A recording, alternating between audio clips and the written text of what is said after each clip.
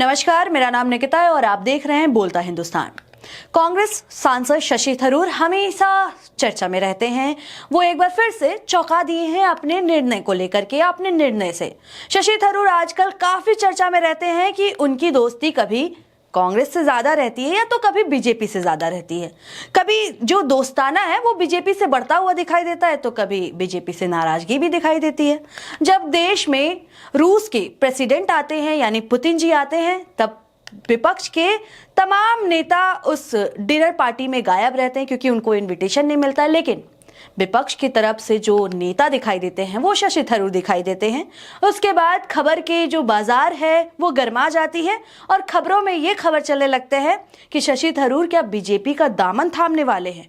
लेकिन एक बार फिर से शशि थरूर ने इन सारी खबरों को, इन सारे कयासों को विराम लगा दिया है और लोगों को चौंका दिया है। एक्चुअली शशि थरूर जो कि कांग्रेस के सांसद हैं, उन्होंने वीर सावरकर अवार्ड लेने से इनकार कर दिया है और उस फैसले को भी इन्होंने इनकार कर दिया है। उन्होंने कहा कि मुझे ये जानकारी भी नहीं थी कि मुझे ये अवार्ड मिलने वाला है।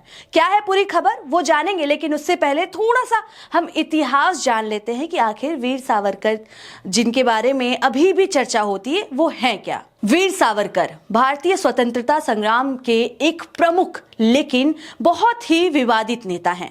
उनके नाम पर विरोध, खासकर उनकी विचारधारा ब्रिटिश सरकार के सामने भेजी गई दया याचिकाओं और महात्मा गांधी की हत्या से जुड़े आरोपों की वजह से होता रहा है। खासकर कांग्रेस, वामपंथी और कुछ अन्य राजनीतिक समूह उन्हें कायर या फिर ब्रिटिश समर्थक कहते हैं। सावरकर को 1911 में अंडमान के सेलुलर जेल में उम्र कैद की सजा मिली थी। उन्होंने जेल से रिहाई के लिए कई दया याचिकाएं लिखी। आलोचक इसे ब्रिटिशों के सामने झुकाव मानते हैं जबकि समर्थक इसे रणनीति बताते हैं ताकि बाहर आकर स्वतंत्रता आंदोलन में योगदान दे सके। सावरकर पर गांधी जी की हत्या में शामिल होने का आरोप भी लगा है लेकिन अदालत ने उन्हें बरी कर दिया। लेकिन कई लोग उन्हें नाथूराम गोडसे के वैचारिक रूप से जोड़ते हैं। सावरकर ने हिंदुत्व की अवधारणा दी जिसे लोग मुस्लिम विरोधी और सांप्रदायिक मानते हैं जबकि समर्थक इसे राष्ट्रीय एकता का प्रतीक मानते हैं। वे भारत छोड़ो आंदोलन के खिलाफ थे और जाति व्यवस्था के भी खिलाफ थे।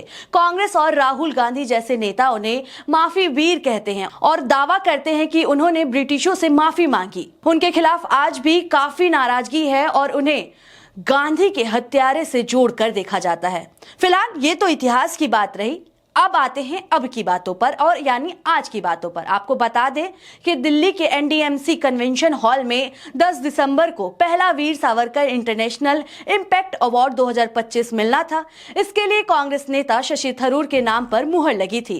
कार्यक्रम में केंद्रीय रक्षा मंत्री राजनाथ सिंह और जम्मू कश्मीर के उपराज्यपाल मनोज सिन्हा को भी शामिल होना था, लेकिन थरूर ने अवार्ड लेने से इनकार कर दिया और अवार्ड न लेने की बातों से अब सब चौंक गए हैं। शशि थरूर ने सोशल मीडिया एक्स पर पोस्ट करते हुए लिखा, मुझे मीडिया रिपोर्ट से पता चला कि मुझे वीर सावरकर अवार्ड के लिए चुना गया है जो आज यानी 10 दिसंबर को दिल्ली में दिया जाना है। मुझे इस घोषणा के बारे में कल यानी 9 दिसंबर को केरल में पता चला जबकि मैं निकाय चुनाव में वोट देने गया।